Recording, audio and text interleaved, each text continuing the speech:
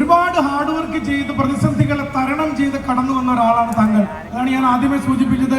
ഒറ്റയ്ക്ക് വഴികെട്ടി വന്നവൻ എന്ന അർത്ഥത്തിലാണ് അങ്ങനെ ഒരു സൂചന. അപ്പൊ സ്വാഭാവികമായും ഹാർഡ് വർക്ക് ചെയ്ത് സിനിമയിലേക്ക് എത്താനുള്ള വഴി വെട്ടിക്കൊണ്ടിരിക്കുന്ന ഈ ചെറുപ്പക്കാരോട് ടൊവിനോ തോമസ് എന്ന സക്സസ്ഫുൾ ഫിലിം ആക്ടറുടെ ഉപദേശം എന്താണ്? അങ്ങനെ ഉപദേശം തരാൻ മാത്രം എനിക്കറിയില്ല. എല്ലാവർക്കും അവരവരുടെ വഴികളായിരിക്കും. ഓരോ വഴിയിലും നമ്മുടെ ലക്ഷ്യം ഒന്ന് തന്നെയാണെങ്കിലും ചിലപ്പോൾ പലരും പല വഴിയിലൂടെ ആയിരിക്കും അതിൽ എത്തുന്നത്.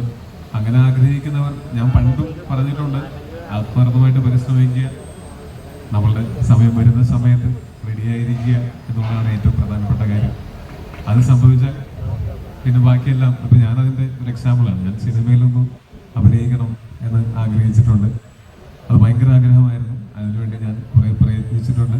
അത് കഴിഞ്ഞ് സിനിമയിൽ ഒരു തവണ മുഖം കാണിച്ചതിന് ശേഷം അവിടെ നിന്ന് ഇങ്ങോട്ട് കിട്ടിയതെല്ലാം ബോണസായിട്ടാണ് ഞാൻ കരുതുന്നത്.